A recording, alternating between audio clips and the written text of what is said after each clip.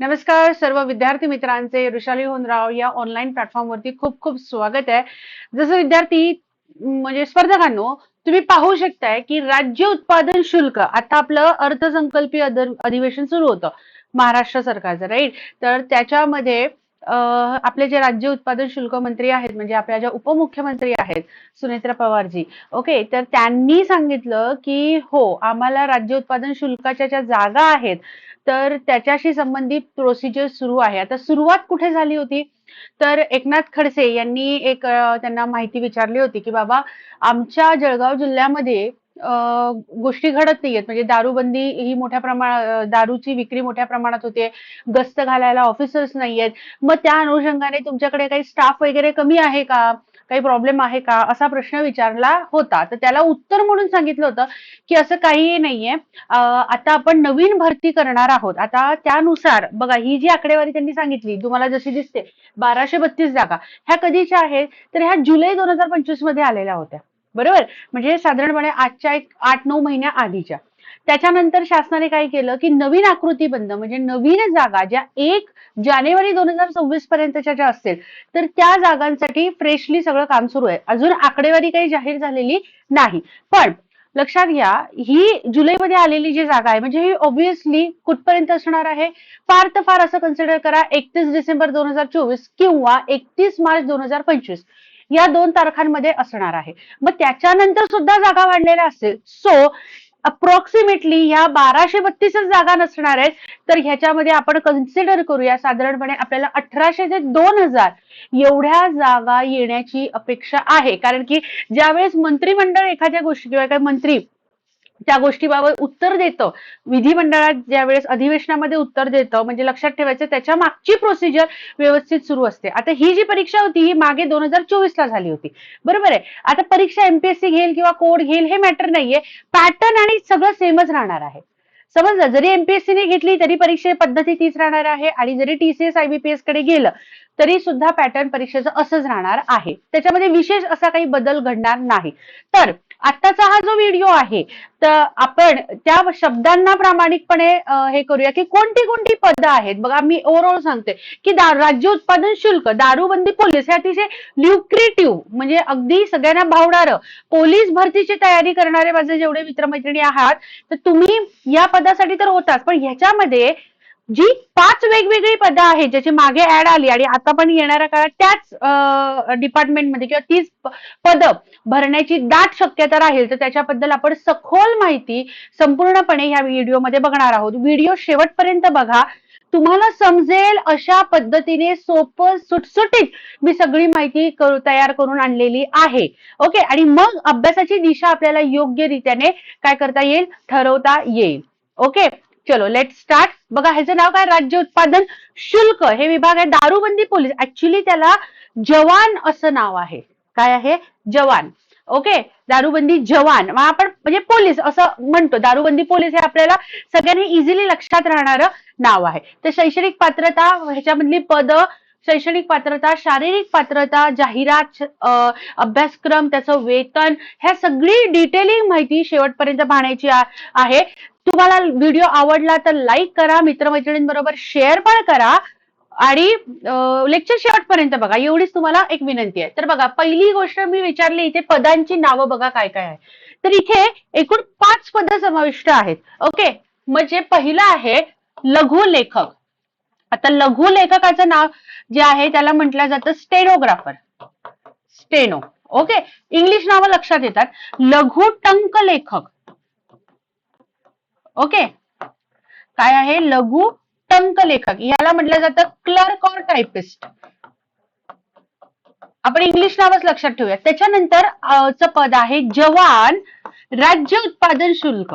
काय आहे? जवान राज्य उत्पादन शुल्क, म्हणजे आपण याला डायरेक्टली दारूबंदी पोलीस म्हणून ओळखतो. काय ओळखतो? दारूबंदी पोलीस. ओके, खूप छान पद आहे हे. पगारही चांगला आहे आणि सगळ्यात महत्वाचं म्हणजे रिलॅक्स जॉब आहे. जास्त हे नाही, जिथे तुम्हाला टिप मिळते तिथे जाऊन काम करायचं आणि पगाराच्या पेक्षा वेगळी जी कमाई असते तो वेगळा मुद्दा आहे, इथे आपण बोलू शकत नाही डायरेक्टली. ओके, हे एक पद आहे. त्याच्यानंतर आहे जवान मी वाहक चालक. लक्षात घ्या, जवान नी वाहक वाहन चालक. ओके, म्हणजे ड्रायव्हर एवढं लक्षात ठेवा. आणि नेक्स्ट 5वं पद आहे शिपाई. लक्षात आली बघा, 1 2 3 4 आणि 5 ही एकूण 5 पद आहेत.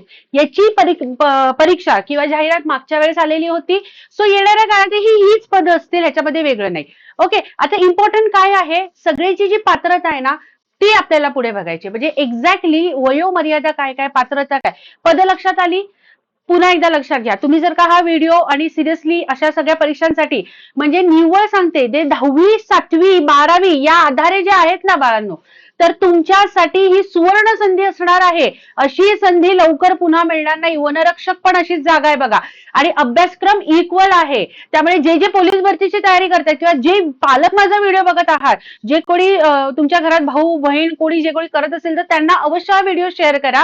कारण की पोलीस भरती, वनरक्षक आणि दारूबंदी पोलीस तिघांचा अभ्यासक्रम इक्वल आहे. फक्त पात्रता किंवा काय थोडंफार मैदानी चाचणी वगैरे तेवढाच फरक आहे. ते पण सगळी माहिती आपण आपल्या चॅनलवरती टाकलेली आहे. लक्षात येते. त्यामुळे ज्या लोकांची केवळ 12वी झालेली आहे, जसं आता हायकोर्टाचं बघा खूप छान जागा होत्या, त्याच प्रकारे इथे हे बघा जवानी वाहन चालक जे आहेत ना ह्यांना फक्त 7वी हवं आहे.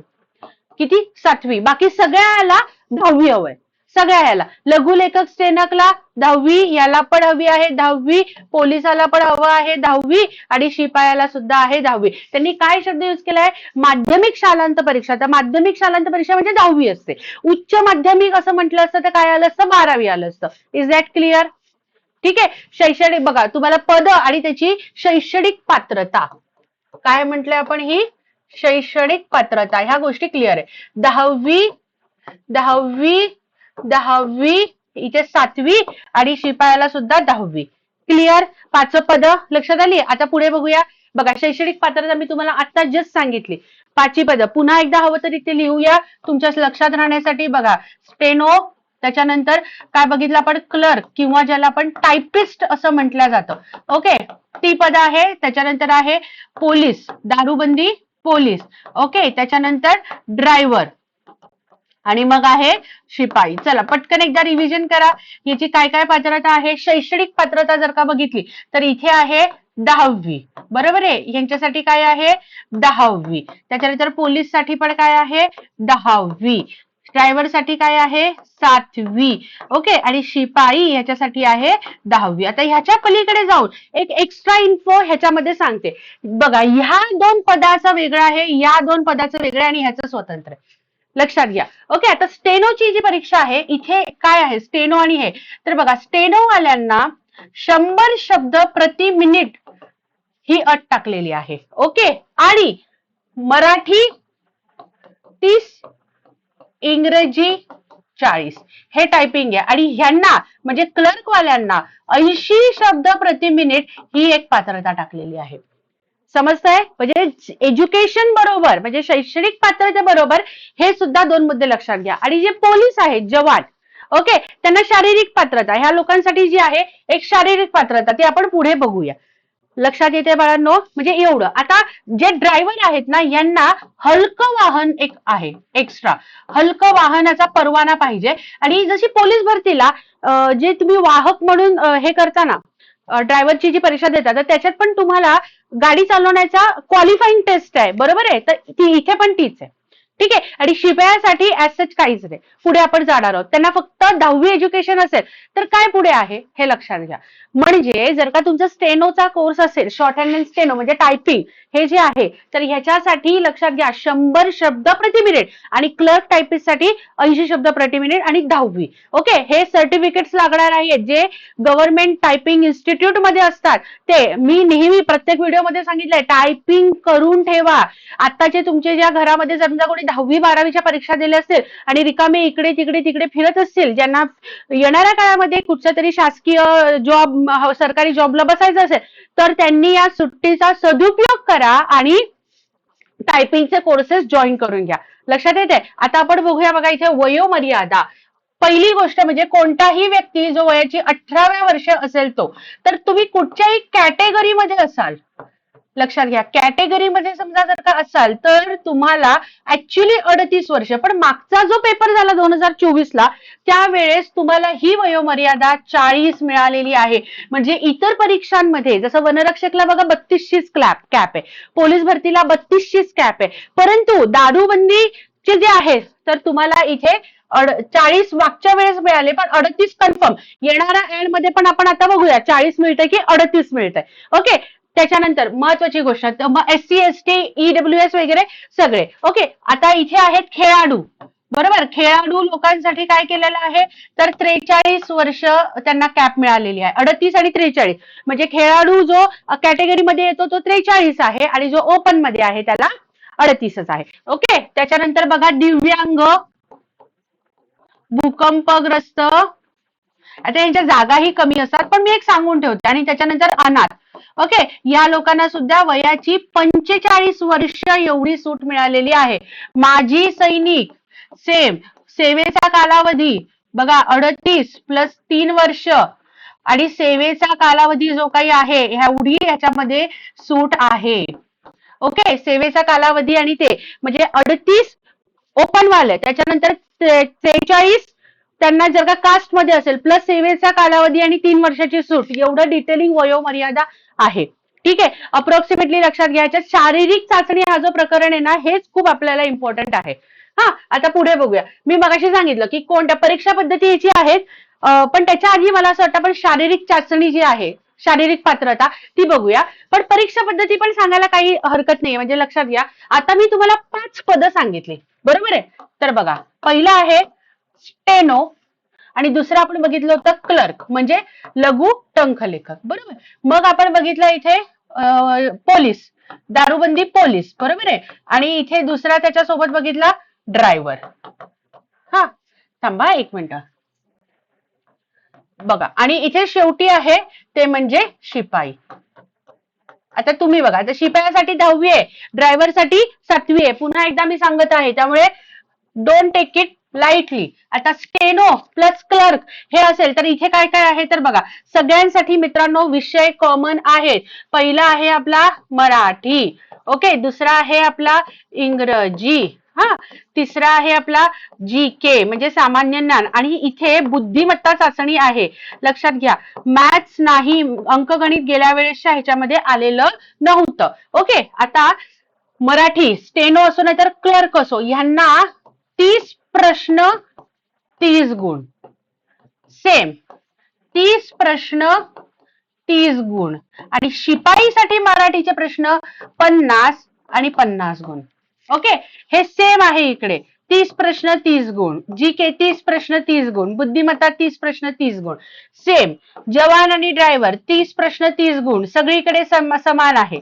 ओके, आणि इकडे शिपायासाठी पण हे समान आहे, सगळ्याच्या सगळं समान आहे. ओके, म्हणजे लक्षात घ्या, स्टेनो आणि क्लर्कचा जो रिटन पेपर होणार आहे तो किती होणार आहे, 120 प्रश्न आणि त्याच्यासाठी किती 120 गुण, आणि वेळ असणार आहे 90 मिनिट.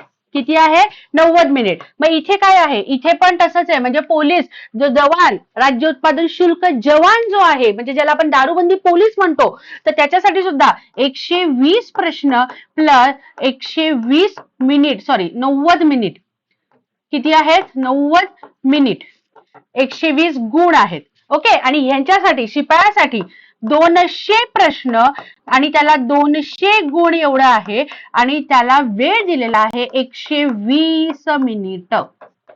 ठीक आहे, क्लिअर. आता तुम्ही म्हणाल ह्याच्या दोघांमध्ये काय फरक आहे. बघा, जो शिपायाची परीक्षा आहे ना, ती तुम्हाला डायरेक्ट 200 प्रश्न 120 मिनिटात सोडवायचे, त्याच्यावर तुमचा रिझल्ट लागणार आहे. ओके, आता ह्या सगळ्यांमध्ये एक गोष्ट कॉमन आहे, ती म्हणजे 45% क्वालिफाईंग गुण आहेत.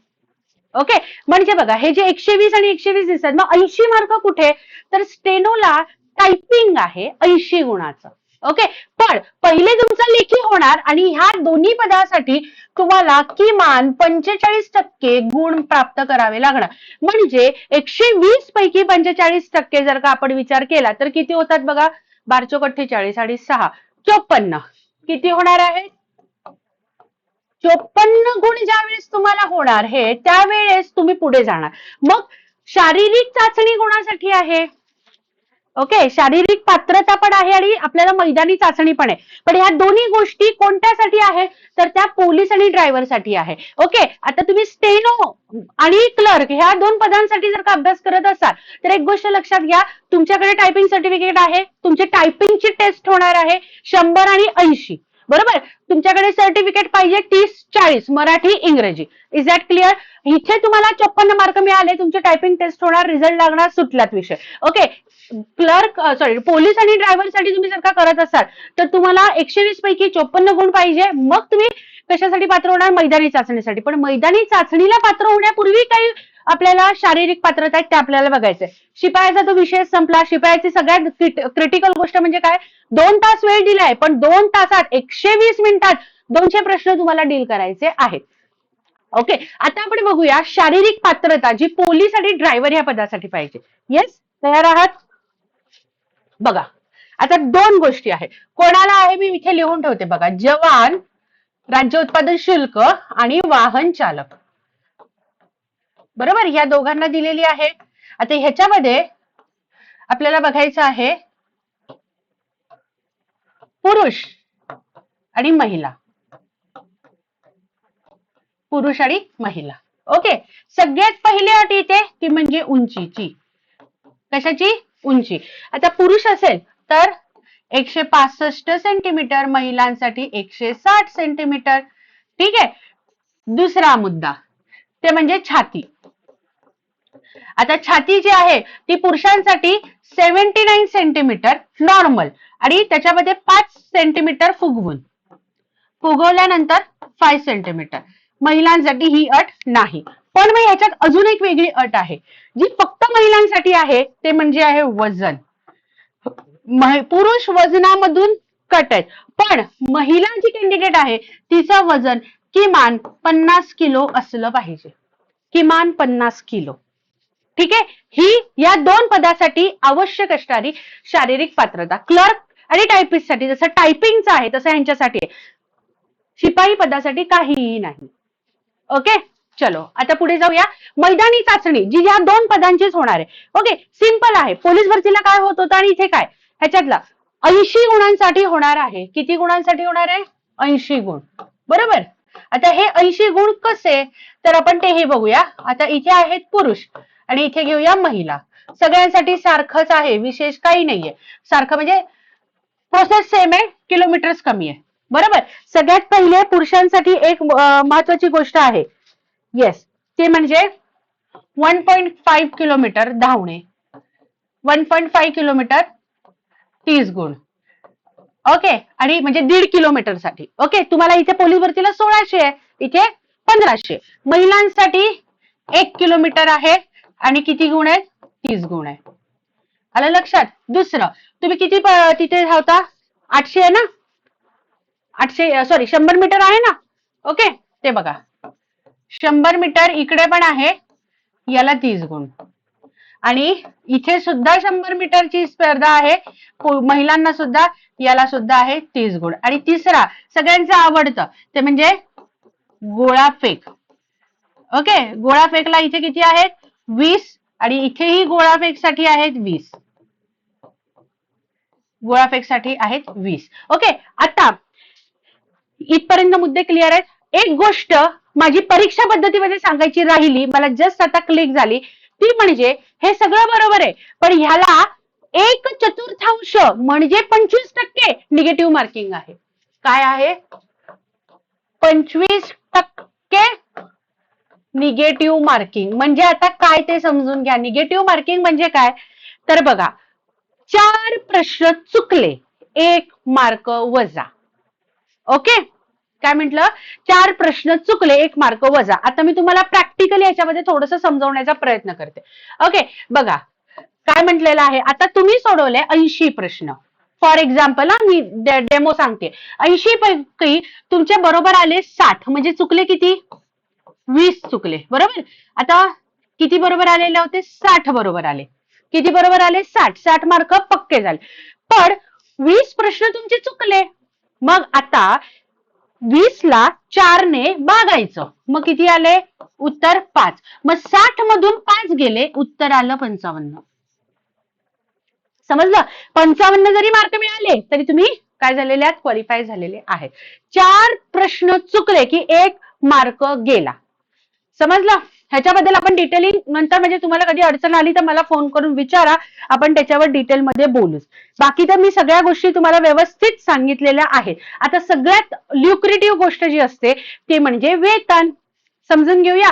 वेतनासाठी तर सगळं आहे, हो की नाही? आता वेतन श्रेणी बघा, तर जे स्टेनो आहे ना, लघुलेखक, ओके, तर त्या पदाला एसटीआय पेक्षा पण जास्त पगार आहे. एसटीआय ला S14 आहे, याला S15 आहे. S15 स्केल आहे. S15 स्केल म्हणजे माहिती तुम्हाला, 41,000 ते 1,32,000 म्हणजे हातात तुमच्या येणार आहे ऑलमोस्ट 60 to 65,000. मग आहे क्लर्क. ओके, क्लर्कचा आहे S8. S8 वेतन श्रेणी म्हणजे ती झाली 25,000 ते 81,000, म्हणजे साधारणपणे हातात येतात 45,000. लक्षात घ्या, वेतन आयोग नवीन लागू होणार. नवीन लागू झालेल्या वेतन आयोगानुसार महागाई भत्ते, हा भत्ता, तो भत्ता, बरंच काही काही मिळणार आहे. ओके, त्याच्यानंतरचा आहे पोलीस. बरोबर, दारूबंदी पोलीस किंवा ड्रायव्हर. बरोबर आहे, ह्या लोकांचा दोघांचाही आहे S7. काय आहे? S7 स्केल आहे आणि ही जाते 21,000 ते 68,000. बरोबर, आणि ह्याचाही पगार साधारणपणे 40,000 पर्यंत हातात पडणार. किती? 40,000. आणि शेवटी आहेत आपले शिपाई, चपरासी पण ज्याला आपण म्हणतो, तर चपरासीचा आहे S1, म्हणजे साधारण 15,000 पासून ते 47,000 पर्यंत, म्हणजे हातामध्ये अप्रॉक्सिमेटली 28 ते 30,000 रुपये पडतात, सगळे भत्ते वगैरे असं काय काय पकडून. हे ऑफिशियल झालं, म्हणजे इतकी वरची कमाई असते की आपल्याला पगार पडो न पडो वरचं घरचं, आपल्याला असा वाईट मार्ग अवलंबायचा नाही, अडकायचं नाही, करिअर खराब करून घ्यायचं नाही. ओके, पण मी एक सांगते की जनरली जे चालू आहे आजूबाजूला, आणि काम आहे ना, काम खूप खूप भारी आहे. तुम्हाला माहितीये दारूबंदी पोलीस किंवा हे सगळे जे काय काम करतात, दारूचा परवाना देणं, कुठे इलिगल दारू बनते का, कुठे वाहून घेतला जाते का, छापे वगैरे टाकणं, एवढं. फक्त काय असतं माहितीये का, वेळेचं तुम्हाला गंमत आहे. लक्षात येते, वेळेची गंमत आहे. वेळेची गंमत म्हणजे काय, की समजा रात्री 11 वाजता जरी टिप आली तरी तुम्हाला जावं लागतं. पण ठीक आहे ना, पैसा कमवायचा तर जावंच लागेल, हो की नाही? चलो, आता त्याच्यानंतर निवड प्रक्रियेचे टप्पे, जसं मी तुम्हाला सांगितलं, काय तुमची जी पहिली अट आहे ती, की तुमची पात्रता काय असली पाहिजे. बरोबर आहे. त्याच्यानंतर बघा, लक्षात घ्या, पात्रता काय काय बघायचं, 10वी आणि 7वी. त्याच्यानंतर शैक्षणिक पात्रता तुम्हाला मी सांगितली. मग आहे शारीरिक पात्रता. बरोबर आहे, काय बघितली आपण, शारीरिक पात्रता आपण बघितली. आणि मग मैदानी चाचणी. ह्याचं योग्य नियोजन तुम्ही जर का केलं तर ह्या सगळ्या टप्प्यांवरून तुम्ही आरामात होतात. सगळ्यात छान मला जे वाटलं ते म्हणजे शिपायाचं पद. म्हणजे जरी तुम्ही शारीरिक पात्रता मध्ये नाही बसत, ज्याला मैदानी चाचणी जमत नाही, तर त्यांनी शिपायासाठी लक्षात घ्या 200 प्रश्न असले तरी प्रश्न काय असे खूप नसतात. फक्त प्रेशर काय असतो की 120 मिनिटात 200 प्रश्न सोडवायचे. खूप हाय लेवलचे क्वेश्चन नसतात. तुम्हाला परफेक्शन पाहिजे असतं. त्याचं बघा, मराठी हक्काचं आहे, इंग्रजीची जरी भीती वाटली तरी इंग्रजी एवढं काही वाईट नाहीये, मनापासून शिकलाय. जीके जीएस तसं थोडंसं खूपच वास्ट आहे, त्यामुळे थोडं आपल्याला भीती वाटते. बुद्धिमत्ता पण घाबरण्यासारखं काही नाहीये. प्रॅक्टिस मेक्स मॅन परफेक्ट, समजलं? त्यामुळे निवड होण्याची दाट शक्यता राहते. एक पद सिक्युअर करा. लक्षात घ्या, बेरोजगार राहण्यापेक्षा कुठच्या पण एका पदावर बसा, ते खूप जास्त इम्पॉर्टंट आहे. नंतर पुढे अनेक परीक्षा आपल्याला येतच असतात. बरोबर, तर अजून आता सगळ्यात महत्वाचं म्हणजे तुमची ही रिक्वायरमेंट लक्षात घेता आपण आपल्या ऋषाली होनराव या ऍपवरती दारूबंदीची मी बॅच आणलेली आहे. दारूबंदी राज्य उत्पादन शुल्क, तुम्हाला फक्त नाव मी असं दिलेलं आहे, पण ह्याच्यामध्ये आपण सर्व पदांची तयारी करून घेणार आहोत. 5ही पदाची. लक्षात घ्या, एक्सपर्ट फॅकल्टीज आहे, लाईव्ह रेकॉर्डेड सेशन्स आहेत, PDF notes, test series available आहे, 1 इयर व्हॅलिडिटी आहे, अनलिमिटेड वॉच टाइम आहे, आणि पर्सनल मेंटरशिप म्हणजे तुम्हाला अभ्यास कसा करावा, फॉर्म कसा भरावा, त्या ट्रेनिंगला पोहोचेपर्यंत जे काही आवश्यक आहे ते सगळं मी इथे प्रोव्हाइड करणार आहे. आणि ह्याची किंमत आता अर्ली बर्ड ऑफर आहे, त्यामुळे मी फक्त 699 रुपये ठेवलेली आहे. पहिले 200 विद्यार्थ्यांसाठी 699 रुपये आहे. त्यामुळे तुम्हाला ही ऑफर ग्रॅब करायची. नंतर ह्याची किंमत मी आता 30% ऑफ ठेवलेलं आहे. नंतर आपण ह्याला 1000 रुपयाची करणार आहोत प्राइस. ओके, इम्पॉर्टंट आहे. कुठच्याही प्रकारचा सिलेबस तुमचा मागे राहणार नाही आणि योग्य मार्गदर्शन मिळेल याची तुम्हाला इथे मी शाश्वती देऊ शकते. याचबरोबर आणखीन एक गोष्ट सांगायची ती म्हणजे आपण बघा संपूर्ण सरळ सेवा बॅच पण आहे. म्हणजे या परीक्षेसोबत तुम्ही ग्रामसेवक, तलाठी, कृषी, वनरक्षक, आरोग्य, महिला, अंगणवाडी पर्यवेक्षिका किंवा इतर अजूनही जी काही पदं आहेत जी येत आहेत, तांत्रिक आणि अतांत्रिक अशा दोन्ही घटकांना मिळून असा अभ्यास तुम्ही करत असाल आणि तुम्ही जर का 3 ते 4 परीक्षा फोकस करत असाल तर मी तुम्हाला सजेस्ट करेन ही संपूर्ण सरळ सेवावाली जी बॅच आहे ती जॉईन करा. या बॅचची किंमत आहे 1499 रुपये. सेम वर्षभर व्हॅलिडिटी आहे, अनलिमिटेड व्ह्यू टाइम्स आहे, कितीही वेळा बघू शकता. सगळ्या आपल्या एक्सपर्ट फॅकल्टीज आहे आणि कोणताही डाऊट असेल त्याच्यासाठी सगळ्यात महत्वाची गोष्ट इथे डायरेक्टली मी तुमच्याशी कनेक्टेड आहे. सगळीकडे तुम्हाला माझाच पर्सनल नंबर दिसेल. सो दॅट तुम्ही एखाद्या मोठ्या ठिकाणी गेलात मग ह्या सरांशी बोलायचं मग वेटिंग करा असं आपल्याकडे काही नाही. इथे होल अँड सोल मीच आहे, लक्षात येते. त्यामुळे तुमचा कोणताही डाऊट 24/7 वेळ अवेलेबल म्हणजे मी असते, त्यामुळे तो तुमचा सॉल्व्ह करून दिला जाईल. ठीक आहे. अशाच वेगवेगळ्या माहिती जाणून घेण्यासाठी आपल्या लेक्चरला लाईक करून ठेवा, चॅनलला सबस्क्राईब करून ठेवा आणि अभ्यासाला लागा. येणाऱ्या वर्षात भरपूर जागा आहे. शासनाने सांगितलंय 70,000, 70 सोडा आपल्याला 15,000 जागा घेतल्या ना तरी चालणार आहेत. फक्त तुम्ही रेग्युलर जागा घ्या आणि आम्हाला समाविष्ट करून घ्या. बरोबर आहे की नाही? सो तयार राहा अभ्यासामध्ये. आणि ह्या ज्या सरळ सेवा आहेत ना ह्याचा एक विशेष गोष्ट सांगते जाता जाता, पैकीच्या पैकी मार्क मिळतील एवढे विद्यार्थी अभ्यास करतात. मी स्वतःच्या डोळ्याने बघितलेलं आहे. कारण की त्यांना एका जागेवर बसायचं असतं. तुम्ही मागे पडू नका, समजतंय? त्यामुळे हा ठीक आहे करू, जागा आल्यावर मग जागा येत नाही मग असं तुम्ही बोलता असं बोलता, हे सगळ्या फालतू चर्चांमध्ये अडकू नका. स्वतःला निगेटिव्ह करू नका. वेळ आहे, शांततेत घाम गाळा तर युद्धात रक्त कमी सांडेल. बरोबर की नाही? चला लवकर भेटूया अशाच पुढच्या व्हिडिओमध्ये. जय हिंद.